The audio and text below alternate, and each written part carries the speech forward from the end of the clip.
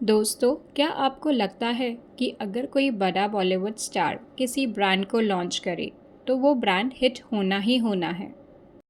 We assume celebrity equals to attention equals to million in sales, right? But reality बिल्कुल अलग है। Recent times में हमने देखा है कि बड़े बड़े स्टार्स जिनकी मिलियंस में फ़ैन फॉलोइंग है, उनके ब्रांड्स स्ट्रगल कर रहे हैं या फिर परमानेंटली बंद हो चुके हैं। आज हम बात करेंगे कि क्यों सिर्फ फेम के दम पर प्रोडक्ट्स नहीं बेचे जा सकते और कैसे इंडियन सेलिब्रिटी ब्रांड्स इस कॉमन ट्रैप में फंस रहे हैं। सबसे पहले बात करते हैं नुश की, जिसे अनुष्का शर्मा ने 2017 में लॉन्च किया था as a clothing line. Initial launch पर बहुत हाइप थी। Everyone knew Anushka Sharma, but knowing the founder and wanting to buy the product, ये दो बिल्कुल अलग बातें हैं। नुश के साथ प्रॉब्लम ये थी कि लोगों को एज अ ब्रांड उसकी कोई डिस्टिंक्ट आइडेंटिटी नहीं दिखी। मार्केट में ऑलरेडी मिंत्रा, H&M और ज़ारा जैसे एस्टैब्लिश प्लेयर्स थे जो बेटर डिज़ाइंस और प्राइसिंग दे रहे थे। सिर्फ अनुष्का का नाम देखकर लोग बार बार कपड़े नहीं खरीदेंगे अगर प्रोडक्ट मार्केट फिट ही ना हो। Eventually, the brand lost its momentum क्योंकि it relied heavily on the celebrity, not on a unique problem-solving product. अब आते हैं 82 ईस्ट पर, जिसे ग्लोबल आइकॉन दीपिका पादुकोण ने बड़े शौक से शुरू किया। स्किन केयर एक बहुत बड़ा और ग्रोइंग मार्केट है, तो एंट्री सही थी, बट पोजीशनिंग में बहुत बड़ी गड़बड़ हो गई। दीपिका की मास अपील है, पर उनके प्रोडक्ट्स की प्राइसिंग प्रीमियम थी, जैसे 2000 से 3000 रुपीज़ एक सनस्क्रीन या मॉइस्चराइज़र के लिए। इंडिया एक हाईली प्राइस सेंसिटिव मार्केट है, जहां लोग द डर्मा को, मिनिमलिस्ट या डॉट एंड की जैसे इफ़ेक्टिव और अफोर्डेबल ऑप्शंस प्रेफर करते हैं।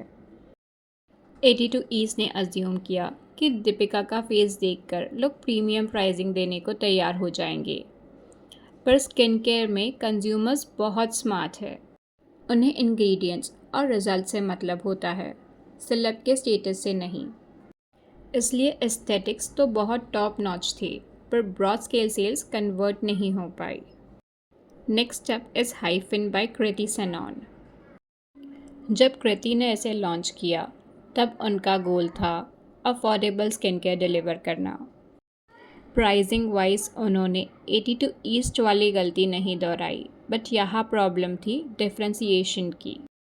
Indian skin care market is brutally overcrowded right now. हर दूसरे दिन एक नया ब्रांड आ जाता है।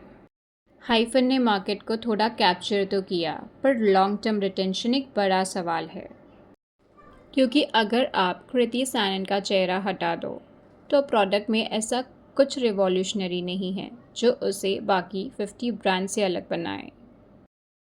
Consumer isn't buying your fame, they are buying a solution to their problem. अगर सोल्यूशन हर जगह मिल रहा है तो कंज्यूमर स्विच करने में 1 मिनट नहीं लगाएगा।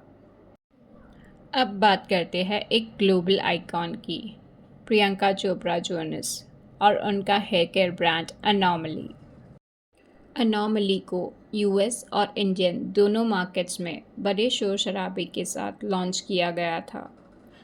पिच बहुत सिंपल और अच्छी थी, क्लीन, वीगन, सस्टेनेबल पैकेजिंग और एक्सेसिबल प्राइसिंग।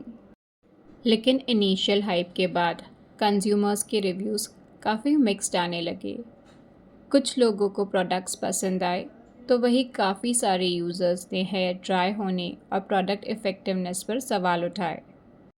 यूएस के डॉलर स्टोर्स में इसका काफ़ी लेफ़्ट ओवर स्टॉक दिखने लगा और इंडिया में नायका के अलावा इसका ऑफलाइन रिटेल प्रेजेंस स्केल नहीं हो पा रहा था।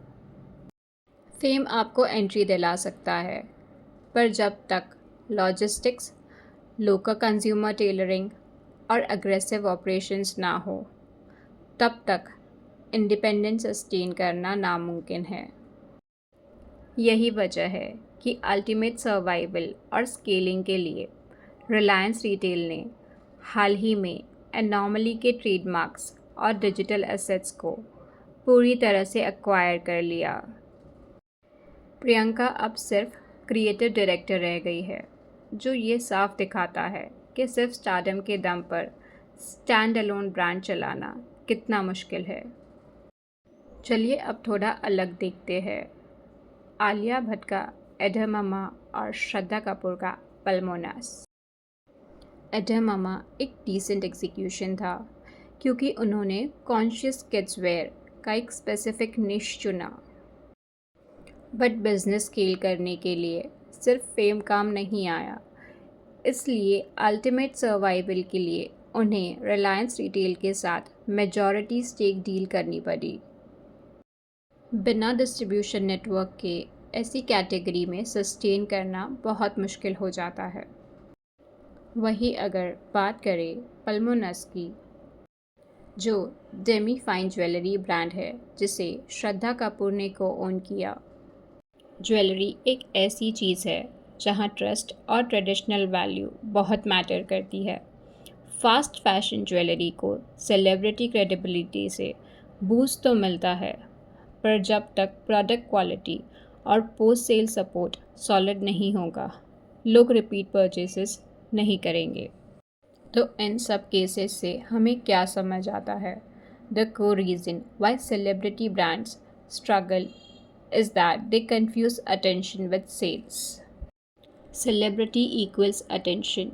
उनके पास रीच है, वो एक पोस्ट से लाखों लोगों तक पहुंच सकते हैं। But sales is equal to trust and value. Product खरीदने के लिए कंज्यूमर को लगना चाहिए कि उनका पैसा सही जगह जा रहा है। जब तक product market fit, proper distribution और लॉजिकल प्राइसिंग नहीं होगी, तब तक बिजनेस खड़ा नहीं हो सकता। The moment a brand starts relying on the celebrity more than the product, things starts going wrong. बड़े स्टार्स सिर्फ इनिशियल हाइप दे सकते हैं, पर ब्रांड को चलाता है उनका प्रोडक्ट और कस्टमर सेटिस्फैक्शन। इसलिए कहते हैं, others remain just PR stories, but only real products become real businesses. आपको क्या लगता है? क्या आपने एनॉमली, हाइफिन या 82 ईस्ट इनमें से किसी भी सेलिब्रिटी ब्रांड का प्रोडक्ट ट्राई किया है? अपना एक्सपीरियंस कमेंट सेक्शन में ज़रूर शेयर करें। अगर वीडियो पसंद आई हो तो लाइक और सब्सक्राइब करना ना भूलें। मिलते हैं अगले वीडियो में।